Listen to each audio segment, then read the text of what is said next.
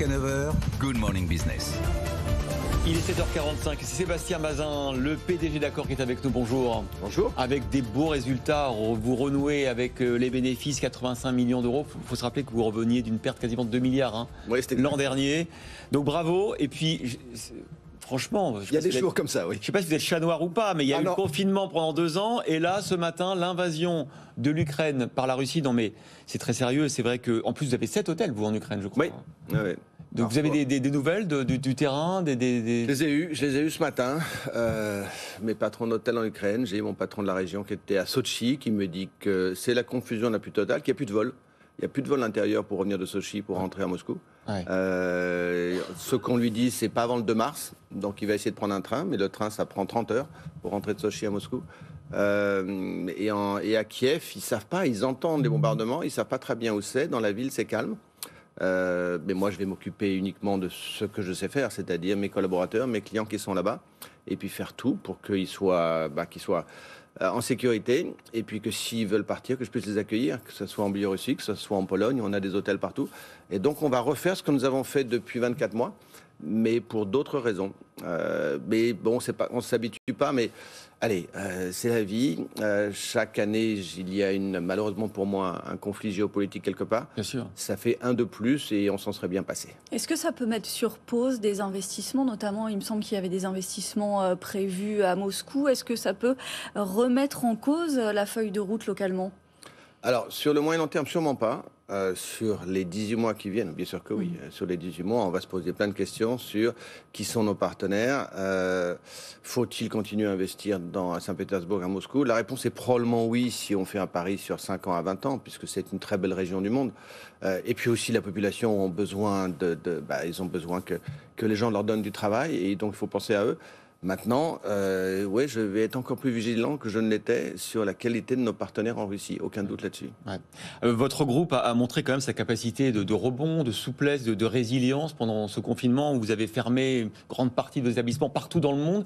Et là, effectivement, au bout d'1 an et demi, vous arrivez à renouer avec les bénéfices. Comment on fait quand même quand on est autant secoué par des événements comme ça qui effectivement nous dépassent et sont complètement exogènes? Comment on fait pour remettre tout d'équerre et arriver à dégager un bénéfice symbolique, mais un bénéfice quand même, et c'est important pour l'entreprise, on ne peut pas vivre dans le rouge. C'est important. C'est pour ça que je vous disais en arrivant, j'aime pas là, et sors du rouge, je préfère rentrer dans le vert. Donc, mais voilà, non, oui, c'est important de montrer qu'on arrête de perdre de l'argent, c'est important de montrer qu'il y a un rebond depuis le mois d'avril, que ça s'améliore tous les mois. On a eu encore un petit problème au mois de janvier avec Omicron, mais février est bien meilleur que janvier. Et donc j'ai aucun doute, le désir des gens dans le monde de voyager n'a jamais été aussi grand. Jamais. Depuis maintenant probablement 40 ans. On le voit dans les prix, les gens payent beaucoup plus pour une expérience similaire. Et puis il y a un désir de découvrir des régions proches de chez soi. Je pense que la clientèle domestique voyage, ceux qui vont aller d'ici à Clermont-Ferrand, va être supérieure à 2019 de cette année. Donc il y a plein de signes qui sont des signes encourageants. Notre industrie n'est pas morte. Le voyage est quelque chose qui intéresse les gens. La découverte d'une autre culture, c'est toujours aussi important. Mes collaborateurs ont envie de recevoir des clients. Les restaurateurs ont envie de préparer de la nourriture. C'est formidable. Donc franchement, c'est difficile depuis 24 mois. C'est ce qui s'est passé cette nuit. J'ai pas besoin de ça. Mais on est quand même, les sous-jacents de mon métier sont des très bons sous-jacents et je suis ravi de faire mon métier. Et un rebond de l'activité donc, est-ce que vous avez pu à nouveau remplir les hôtels de collaborateurs ? Est-ce qu'on a retrouvé les bras justement pour relancer la machine ? Alors, on n'a pas retrouvé tous les bras, mais je n'ai pas eu besoin de tous les bras. Quand on est à 50% de taux d'occupation, j'ai besoin de moins de collaborateurs que si j'étais à 85%. Donc, mon souci, vous avez raison, c'est déjà de garder ceux qui sont là.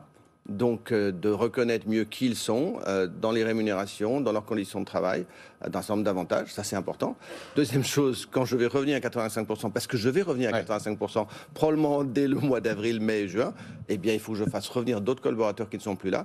Peut-être pas les mêmes, mais on va y arriver. Il y a encore beaucoup de gens qui aiment ce métier. Il faut juste que je sois plus à l'écoute. Ce qui est intéressant d'ailleurs, c'est que vous avez entrepris cette réflexion sur le rapport au travail. Vous avez été assez novateur sur cette idée que dans vos salariés, dans vos collaborateurs, il faut même peut-être plus dire salariés, ils veulent des expériences de rapport au travail différentes. Ils veulent pouvoir changer de restaurant, je parle des employés, d'une semaine à l'autre, pouvoir changer de pays, changer d'hôtel, une sorte de souplesse d'une profession qui était déjà très flexible. Ils veulent deux choses. Ils veulent la flexibilité dans leurs horaires. et ils veulent du sens. C'est ça. C'est-à-dire, qu'est-ce que mon métier apporte à quelqu'un d'autre ou à l'entreprise. Donc, si vous leur apportez les deux, et si possible, une rémunération supérieure, eh bien, ils seront de retour. Ils veulent surtout une mobilité, c'est-à-dire, ils veulent un parcours de carrière, ils veulent qu'on les reconnaisse, ils veulent qu'on les aime, ils veulent qu'on les aide. Donc, non, je vous le dis, ce métier-là et mes collaborateurs, ils seront là, et on l'a déjà vu aux États-Unis, ils sont revenus.